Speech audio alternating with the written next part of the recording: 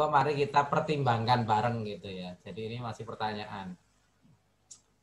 Saya juga tidak akan langsung menjawab, tapi mari kita buat bareng-bareng, kita pikir bareng-bareng ya, bagaimana sih pertimbangannya, apakah memang kita sudah siap menyelenggarakan sekolah luring atau belum gitu. Banyak pertimbangan, jadi kemarin juga dari Federasi Guru itu menyatakan jangan hanya mempertimbangkan soal vaksin. Wong vaksin saja masih belum banyak, belum cakupannya belum tinggi ya. Jadi pertimbangannya cukup banyak sebenarnya. Kalau IDAI nanti menyebut ada 20 petunjuk, tapi kita saya kira tidak akan membahas semuanya. Tapi sekarang coba kita lihat bagaimanakah positivity rate-nya. Secara umum kita sepakat menggunakan mestinya jangan lebih dari 5%. Nah ini kita masih banyak ini. Dan DIY termasuk 5 besar kalau menurut angka yang kemarin, yang hari ini saya belum baca lagi. Tapi yang kemarin itu kita masuk 5 besar, padahal wilayah kita tidak sebesar DKI, Jawa Tengah, DIY, Jawa Barat, Jawa Timur ya. Tapi kita nyatanya nomor 5, padahal kita wilayah kita kan tidak sebesar Jawa Tengah, Jawa Timur, Jawa Barat.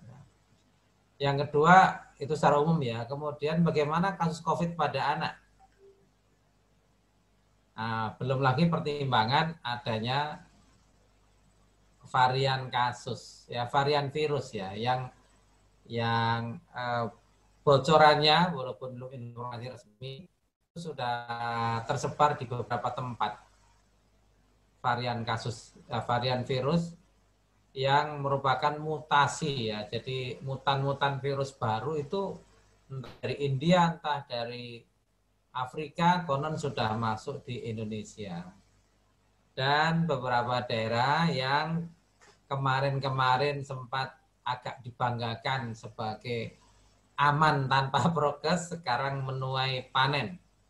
Jadi di Madura misalnya ya itu kasus Bangkalan cukup mengagetkan ya, karena selama ini dianggap aman Madura gitu.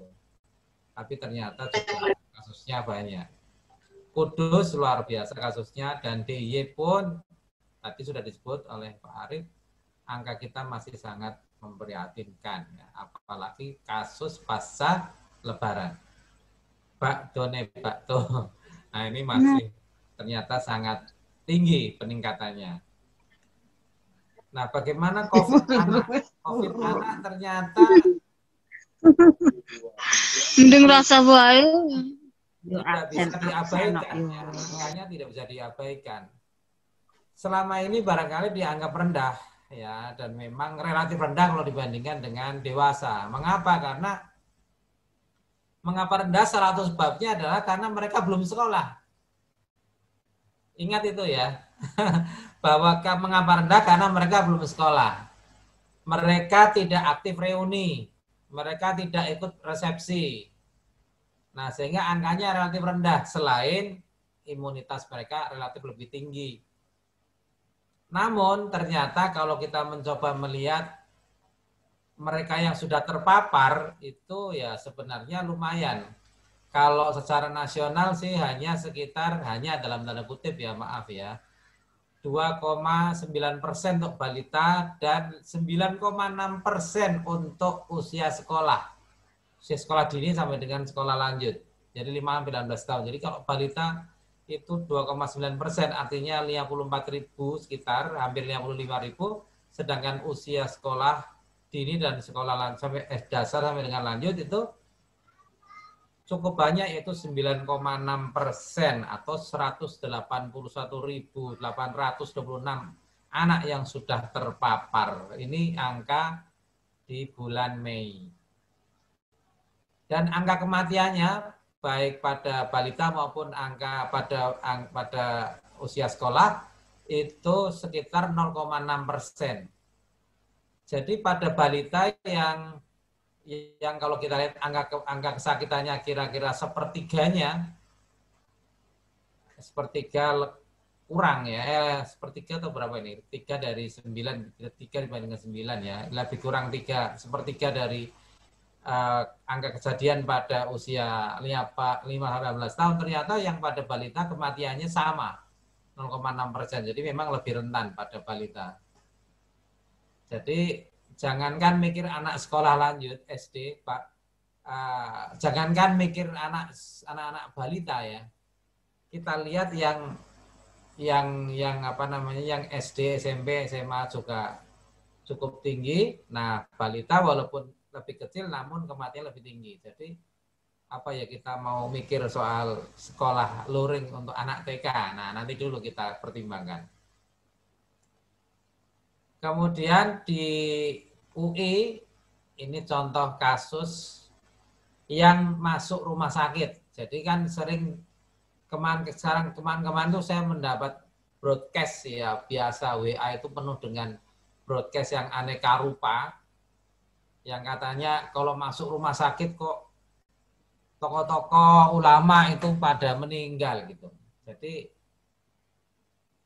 mereka lupa atau tidak tahu, dan mungkin memang sengaja dipolitisasi juga ya, bahwa kalau yang masuk rumah sakit ya memang kasusnya berat itu. Tentu saja angka kematian di rumah sakit lebih tinggi dibandingkan yang tidak masuk rumah sakit. Nah, ini yang kadang-kadang orang tidak memperhitungkan, lalu dikatakan, oh yang meninggal di rumah sakit tinggi. Nah, kalau kita lihat pada kasus anak di UI, di RSCM, Cipto Mangunkusumo ini, ternyata 50 anak dari yang disuspek itu terkonfirmasi positif, jadi hampir 10%. Lebih ya, lebih dari 10%. Kalau 50 dari 500 namanya 10% ya. Ini 50 dari 90, jadi lebih dari 10%. Dan yang positif 50 orang itu 20 anak itu meninggal. Berarti 40%-nya kasus COVID yang rawat inap meninggal. Ya, ini bahasa ini juga jangan salah. Nanti kalau salah lalu diartikan angka kematian anak COVID 40%, salah juga ya. Jadi 40% kasus anak terkonfirmasi positif COVID yang rawat inap di Rumah Sakit Cipto Mangunkusumo, 40%-nya meninggal dunia. Itu harus panjang begitu. Jadi jangan sampai salah juga ya. Artinya kasus beratnya lumayan, ada 50 ini yang terkonfirmasi positif, itu ternyata 20 anaknya atau 40%-nya meninggal dunia. Nah, ini dari anak itu dari semua umur ya. Nah, maka kalau kita bicara mengenai apakah siap atau siapkah, maka kita harus mempertimbangkan, selain pertimbangan positivity rate, angka COVID pada anak, kematiannya juga harus sudah menurun, juga kesiapan sekolah dan semua pihak nanti kita bahas. Kalau sekolah bagaimana? Tentu kalau sekolah harus punya sistem mitigasi dan juga punya satgas yang tangguh untuk COVID-19. Ya, barangkali beberapa sekolah, pondok, saya pernah ikut mengisi kegiatan juga di pondok, lumayan sudah bagus beberapa. Ya, tapi itu masih beberapa sekolah saja, sementara di tempat lain masih belum bagus. Harus ada dokumen tertulisnya ya, mulai dari pencegahan, deteksi dini sampai dengan kalau ada kasus ketemu terus bagaimana gitu. Lalu semua pihak, semua pemangku kepentingan harus sudah ikut pelatihan tentang COVID ini. Lalu satgasnya sendiri bagaimana. Jadi kesiapan sekolah juga sarana prasarananya apakah sudah ada penyesuaian ya. Kapasitas sekolahnya kan kelasnya harus maksimal 50% ya. Kalaupun besok-besok akan dimulai. Lalu ruangnya harus perbaiki dulu, ventilasinya harus bagus dan sebagainya. Harus disertai juga dengan media edukasi dan peringatan-peringatan yang ada di sekolah. Ya, kalau kita lihat di Masjidil Haram saja, ini bukan COVID ya, soal penyakit jantung misalnya dan merokok, itu bannernya gede banget di pintu masuk, di dekat pintu masuk Haram itu gambar jantung yang dinyonyos pakai rokok itu gede banget. Artinya media ini penting untuk peringatan. Di sekolah juga harus disediakan. Kalau belum ada ya jangan coba-coba gitu. Ya kita ingat fadzakir in nafa'ati dzikra. Mestinya berilah peringatan karena peringatan itu bermanfaat ya. Jadi tetaplah ada manfaatnya. Soal merokok tadi sebagian para perokok itu kemudian mengganti bungkus rokoknya dengan bungkus yang kosongan, nggak ada gambarnya peringatan rokok. Ya lumayan, artinya mereka takut juga gitu kan. Nah jadi walaupun mereka belum berhenti sama sekali, tapi mereka mulai takut memikirkan pertimbangan bahaya rokok. Nah ini juga ini, jangan sampai kemudian COVID dianggap ringan gitu, dianggap sama dengan flu biasa. Ini masih banyak juga broadcast di WA itu. Sama dengan flu biasa.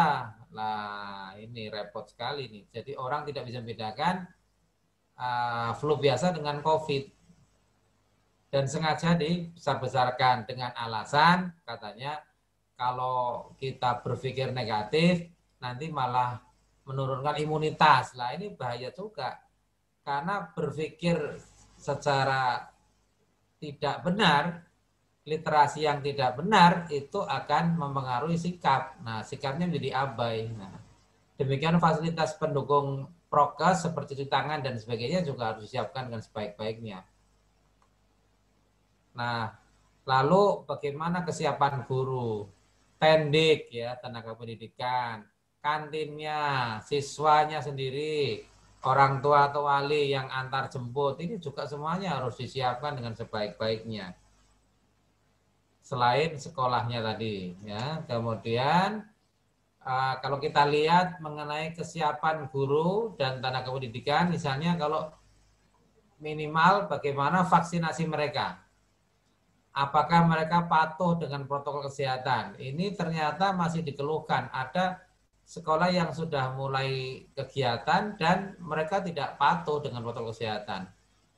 Tingkat vaksinasi guru masih rendah ya, jadi cakupan vaksinasi guru menurut data bulan akhir Mei kemarin itu baru 28% dari 5 juta guru di seluruh Indonesia. Yang paling tinggi di DKI 78%.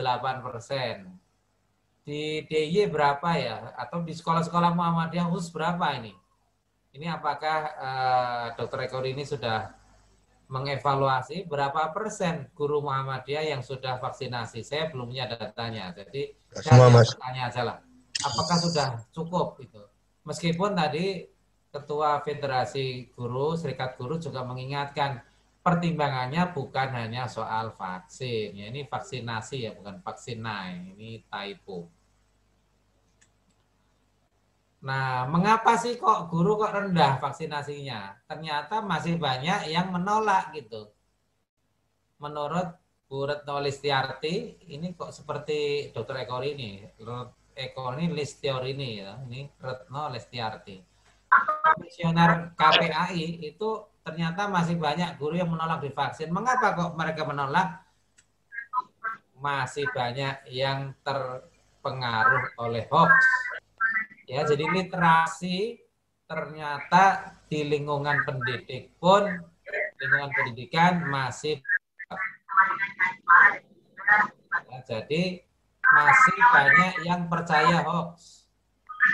Ya, ada yang masih menganggap mengapa kita harus vaksinasi sementara di Cina nggak ada vaksinasi, itu kan ya orang tidak mau membaca data gitu. Padahal di Cina itu yang namanya vaksinasi, anak pun sudah mulai vaksinasi. Tapi kita belum ya, kita belum ada rekomendasinya untuk belum ada vaksin yang direkomendasikan untuk anak. Bahkan kita masih menggunakan secara resmi, kita masih angka 30 tahun ke atas ya untuk vaksinasi. Jadi yang di bawah 30 masih belum. Nah, di Cina sudah ada untuk anak ya. Nah, jadi dan mereka juga punya banyak vaksin yang dipraktekkan, yang digunakan. Jadi hoax juga kalau mengatakan mengapa kita harus pakai vaksin sementara di Cina nggak pakai vaksin. Nah, itu banyak yang masih terpengaruh seperti itu. Jadi ini tantangan kita bersama, yaitu meningkatkan literasi ya masyarakat, termasuk atau utamanya untuk kita mestinya di lingkungan persyarikatan.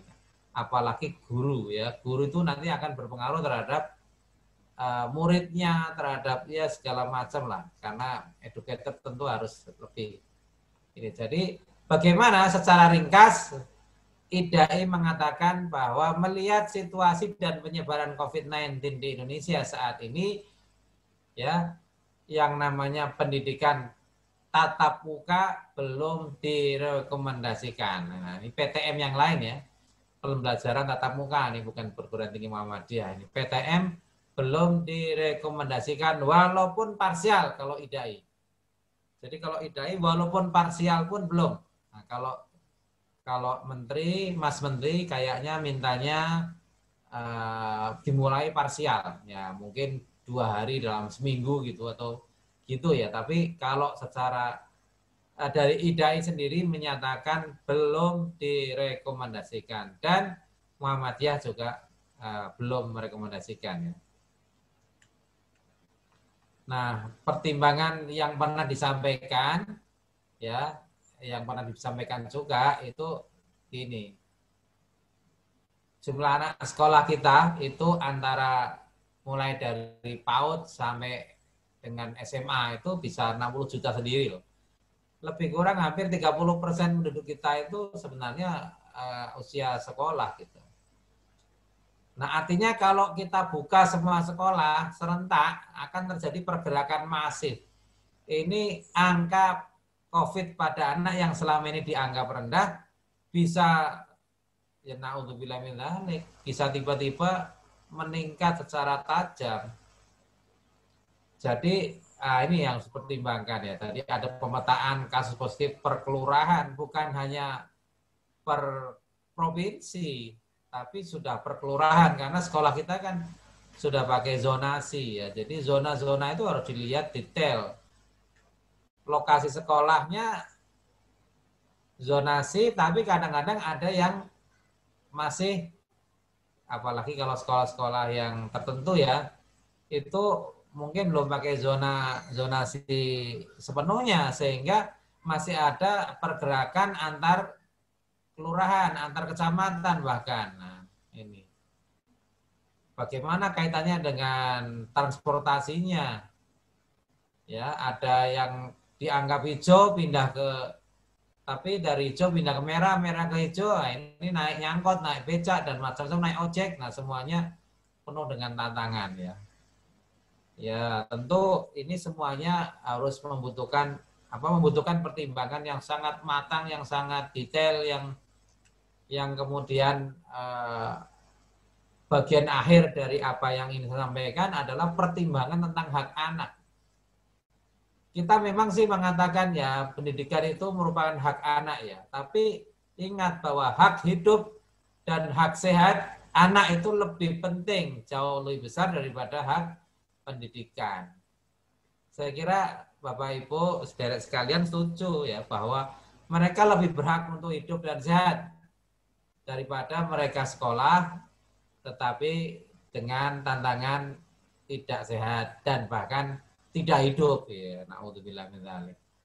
Ya, maka kita harus ingat walaupun kita sudah menunda hampir 2 tahun ya barangkali.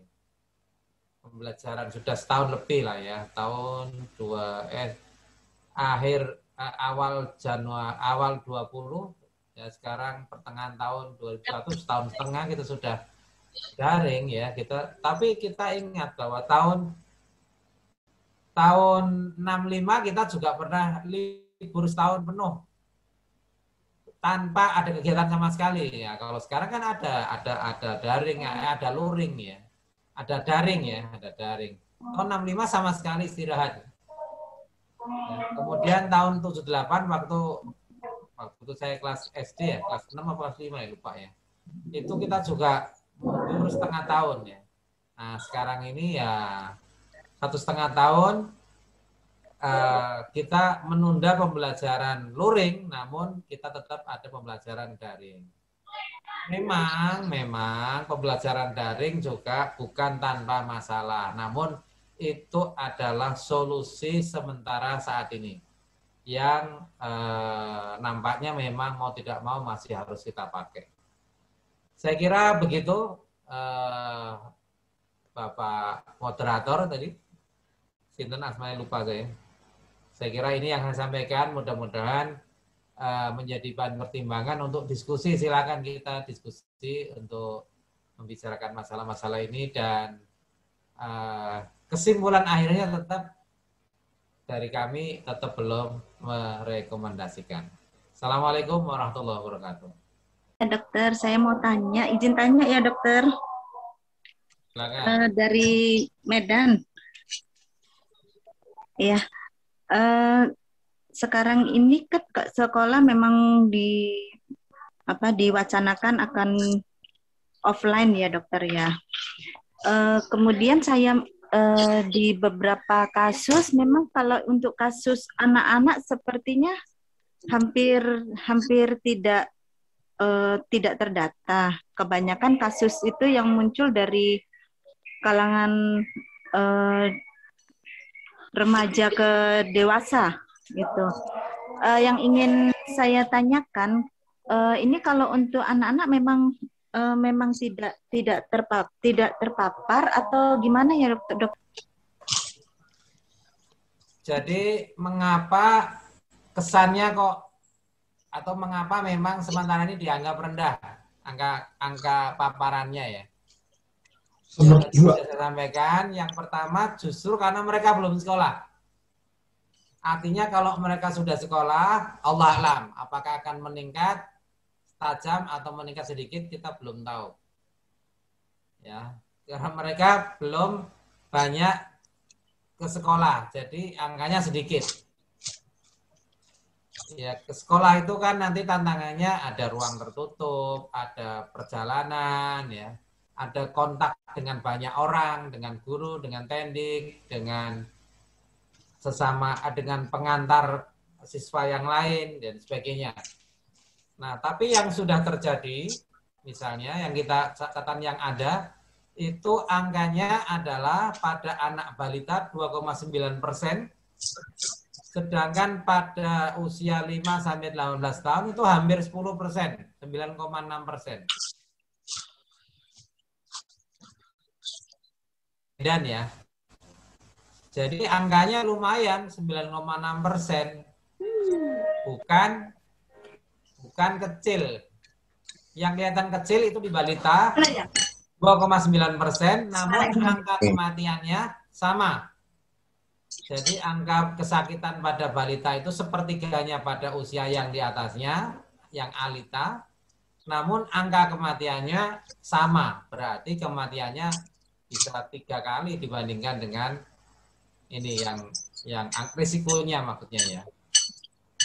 Kemudian data yang ada di Jakarta tadi sudah dijelaskan. Ini yang di Jakarta ini, yang sebelah kanan ya Bu ya. Itu di Jakarta itu ada 490 anak yang disuspek, yang dirawat inap dengan suspek COVID. Yang terkonfirmasi ada 50 anak, berarti 10% lebih sedikit. Dari 50 anak ini, yang meninggal ada 20, berarti 40%. 40% anak yang rawat inap, ya, anak yang COVID dan rawat inap di RSCM Jakarta itu meninggal dunia.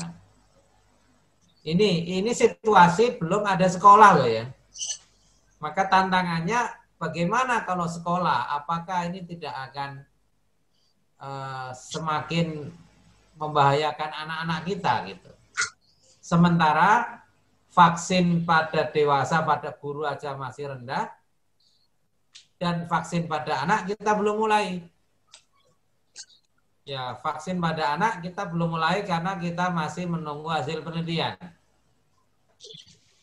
Jadi kalau penelitian kita belum ada, walaupun di luar negeri ya, kita belum berani melakukan vaksinasi pada anak. Ya, bahkan tadi saya katakan sementara ini vaksin dewasa pun direkomendasikan terutama pada 30 tahun ke atas. Artinya anak SMA pun masih belum juga vaksin. Jadi dengan demikian tantangannya masih sangat besar untuk melaksanakan sekolah luring. Demikian Bu, siapa tadi namanya? Lupa. Yomi, dokter. Bu Yomi. Iya. Terima kasih, dokter. Ya, terima kasih sama-sama Bu Yomi dari Medan. Dari Medan, dokter. Dari Medan, Pak.